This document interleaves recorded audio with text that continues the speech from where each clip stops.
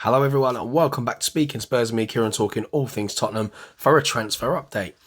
Don't forget to subscribe to the channel if you haven't, support it with a like, and as always leave your comments below about players you want to see coming in, players you want to see going out the door. So first of all we're going to talk about the possible incomings, and then after that we are going to move on to outgoings.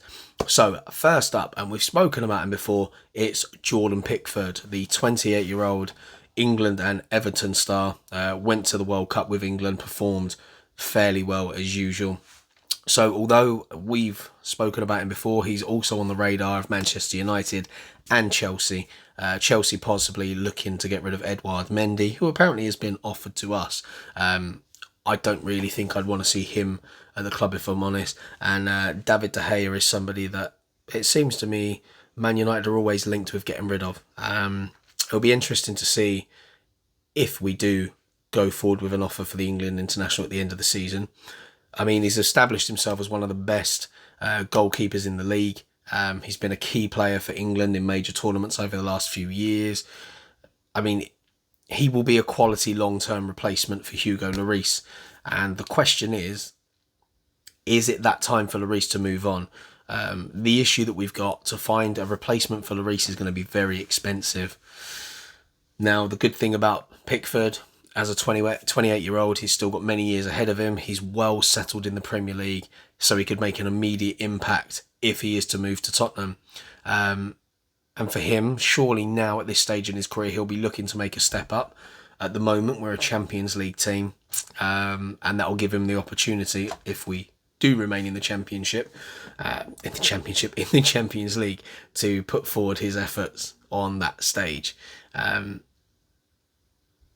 I mean, Hugo Lloris, there's been managers that have not been so keen and been looking to replace him as first choice.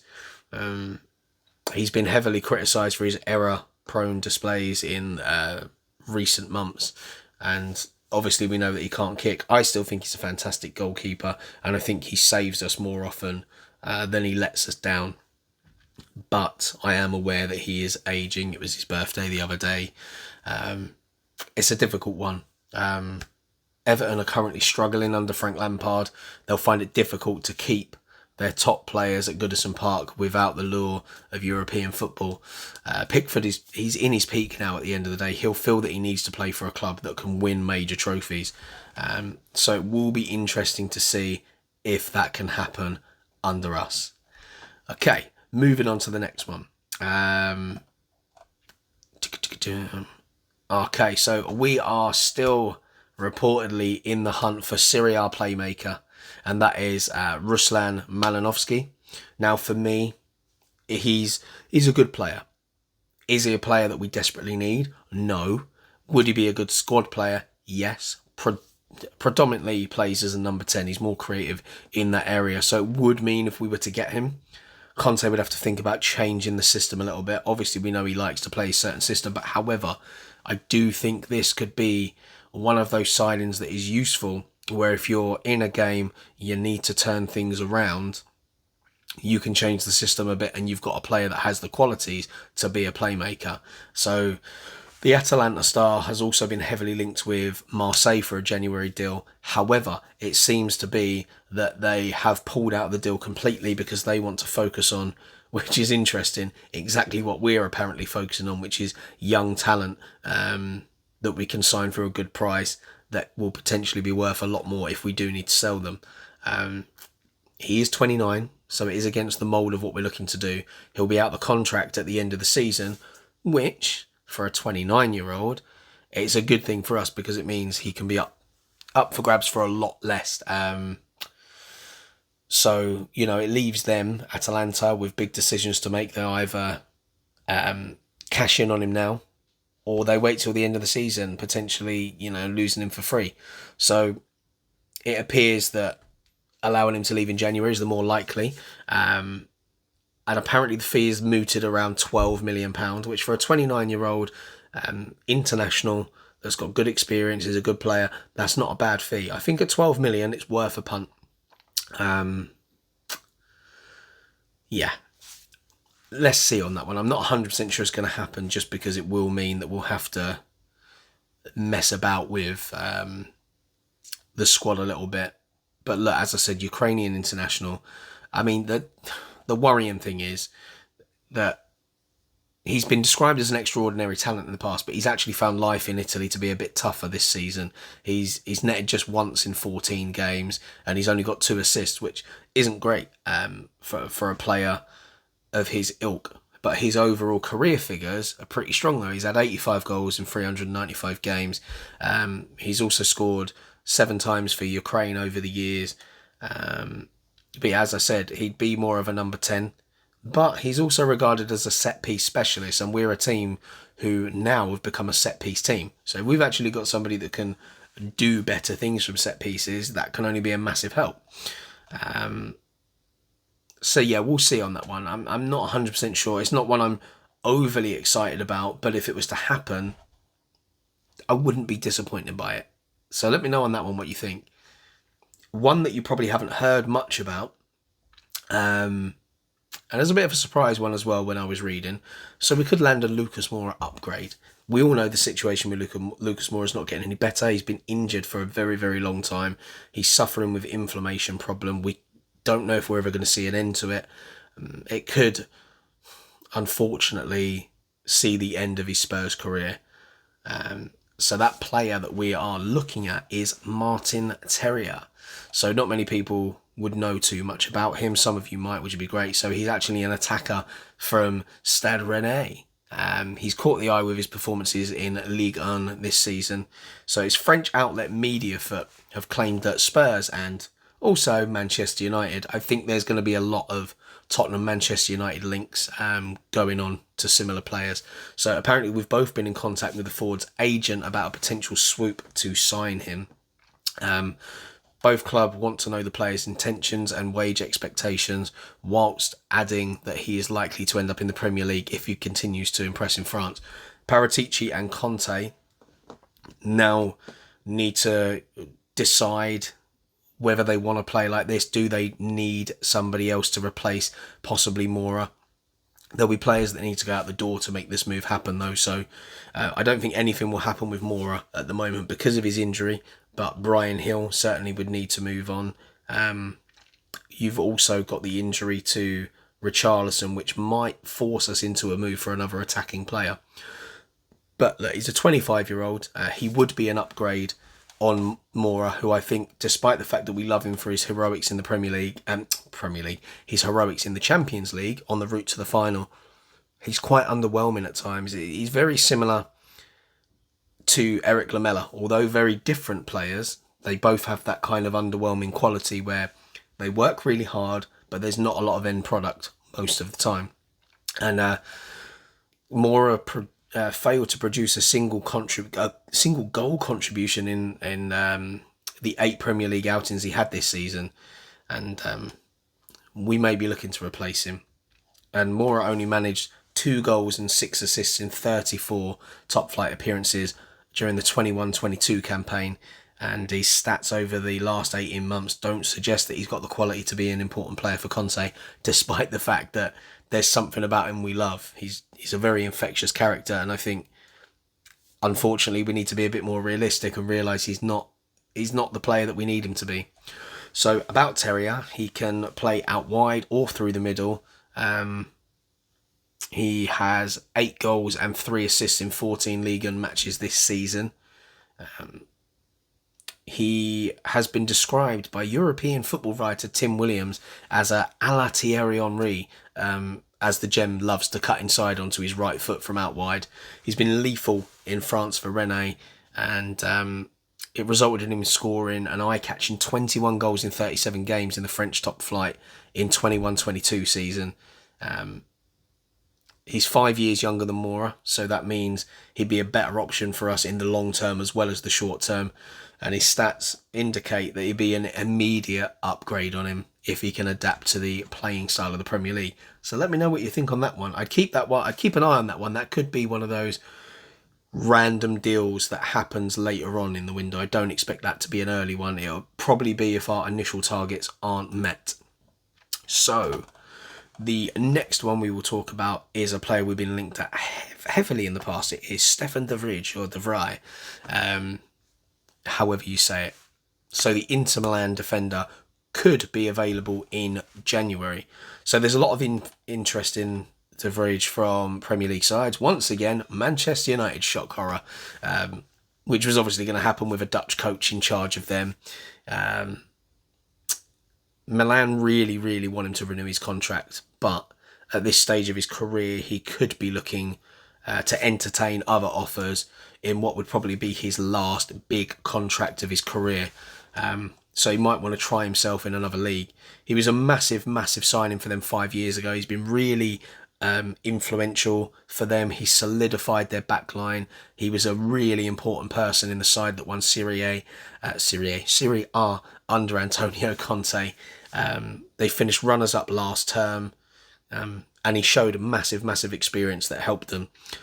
I mean, Inter Milan have got a sufficient number of central defenders in their side anyway, but they love the experience of him. So Inzaghi values him massively as a player. He has the second most amount of minutes for the club this season. His deal does expire in the summer, so they're keen to extend the stay, but if he doesn't sign it, they might need to get rid of him in January. So it's a conversation they really need to have. He is 30 years old, which means he'd probably be a bit cheaper as well, but he could add an immediate impact into our side right now.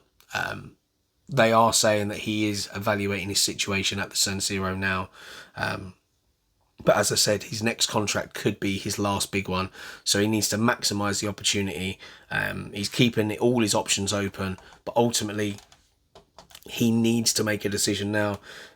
He won't be short of offers outside of the Premier League either. Real Madrid have previously held an interest. But the attraction of Premier League football could be a massive factor in his decision. Although I'm pretty sure if Real Madrid came in, it'd be very hard to turn down. So this is one that I would love to see happen. I'm sure many of you would. He just adds a lot of experience. And I know it's not the Tottenham way of doing things, but Conte is a man that likes to have ready-made players just to jump straight in. And he's played so well in a back three. So we know that he would fit in. He's played under Conte, so we know exactly what to expect. Short-term solution, very good. So I hope to see that one done. Next one, let's talk about Marcus Thuram. Apparently, Tottenham are in talks, and this has come from Transfer Tavern. Tottenham are in talks with Marcus Thuram's representatives. So, currently plays for Borussia Mönchengladbach. You would have seen him in the World Cup for France. I mean, a new forward is always on the agenda with Spurs, which is strange because Richarlison is probably the perfect man to fulfill that role at the moment, but unfortunately is injured and it could force us into a move. Reports are suggesting that he could be the surprise move for us. He's out of another one that's out of contract at the end of the season. It's amazing how many clubs are allowing top talent to be out of contract at the end of the season. So he's going to become a wanted man in this transfer window. Inter Milan are trying to win the race for Turan, as well as numerous Premier League sides. We are one of 5 apparent Premier League teams that are looking at him, or top flight teams, and that have been in contact with his representatives. He's been labelled a little crazy by former teammate Dennis Zakaria, but he can play anywhere across the front three and is primarily a centre forward. This would alleviate some pressure on Harry Kane, especially as he likes to drop deep. So he's another player that could play up in a 2. He could also cover for injured players. Sonny, as much as I love him, has been pretty poor this season, considering he won the Golden Boot last year. He's made very little impact this season, and at some point he needs a fire lit up under him. Those of you that did watch France in the World Cup would have seen him help France to come from behind to take the World Cup final into extra time when he registered that assist for Kylian Mbappe. He's contributed 67 goals in 119 games for Borussia Mönchengladbach. So a cut price move could be a shrewd bit of business, and one to rival Harry Kane and Spurs' plethora of attacking talent. I think that would be a good one to keep your eye on. I think that will be a player that we might actually push for. Next one, who should we talk about? We spoke about Jordan Pickford. So let's move on to possible players going out of Spurs.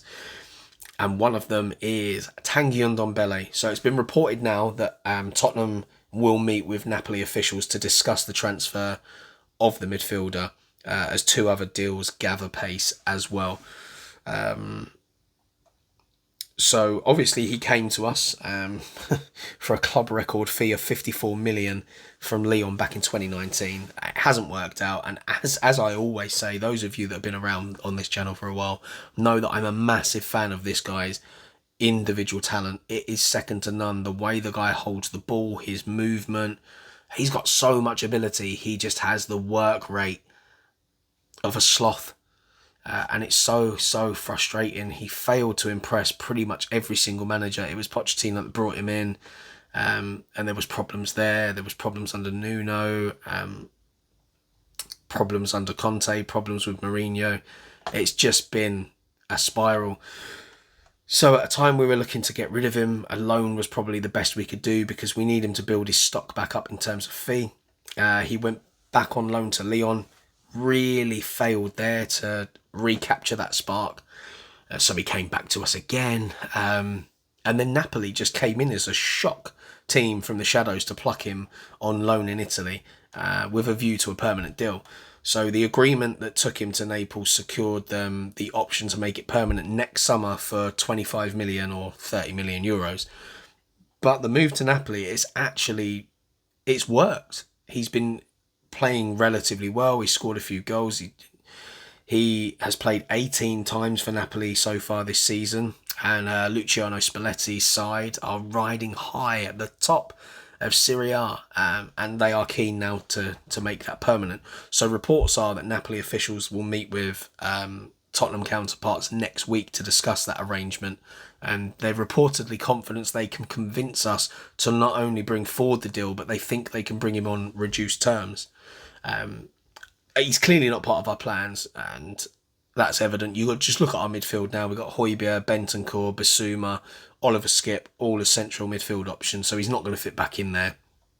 So I think Napoli are confident they can secure the deal for around 22.5 million. That is a sizable reduction on that huge fee that we paid for him. But if he's not going to be part of our plans, they know that. If we don't take him up on the deal, we're just then stuck with him when he comes back, and that fee is going to keep dropping. So it might be worth cutting our losses, despite the fact that I'm just so disappointed it didn't work out for him. Other players that we know might be on the chopping block are Joe Rodon, Lo Celso. They're both out on loan anyway at the moment, so no worries there. And then any of our wing-backs could be up for grabs. Matt Doherty, Emerson Royale, Jed Spence, I'm pretty confident will go out on loan. Ryan Sessegnon is still very hit and miss. But the reports in Spain are saying that the 2 other players that could potentially follow Ndombele out the door will be Pap Matasar, which is a frustrating one because he's not had a chance at all at Spurs. You know, he came in and went straight back out on loan, and then he didn't get a loan in the summer this time round because of the injuries in our squad, but then hasn't really played anyway. Had a decent World Cup, to be fair. He's come back. He's still waiting for his chance in the first team, but it doesn't look like it's going to happen. Reports claim that he could be allowed to leave on loan with Sevilla, who are one of the clubs looking at him. And the next one that could be out is Brian Hill. Spanish star has just struggled to make an impact under Conte. Conte has been very open that he feels the player is not strong enough right now for the Premier League. However, he has made it very clear that he thinks he's a very talented player and likes things that he can do. He's actually featured 6 times this season across all competitions, but it's reported that we are lining up a loan return to Valencia, which was also something that should have happened in the summer, and for whatever reason the deal never got over the line. So he made that same temporary move to the Mestalla last January, and reports claim that loan is once again on the cards. But the big one there is that Ndombele could finally be leaving Spurs on a permanent transfer as early as this transfer window. The other one that I just wanted to talk about was Porro. So the deal on that, apparently we are now willing to waive our rights on Marcus Edwards, the sell-on clause that we've got there. So we would get 50% if Sporting sell him. Apparently we're willing to waive that to put the money towards Pedro Porro, but the Sporting manager has come out and basically said he doesn't really feel like they're in any worry of him leaving in this transfer window. But that could just be playing games to try and get more money out of us, or to, I don't know, maybe gain interest from other clubs, or maybe it's just a way of saying that he really doesn't want him to leave and see what happens. But that is it for your transfer roundup. So a few there, not all exciting. Some of them would just be great squad players, which I do think that we need. We need squad players that are upgrades on the squad players that we've currently got. So that is your transfer roundup for today. Thank you very much. I've been Kieran from Speaking in Spurs, and until next time, come on you Spurs.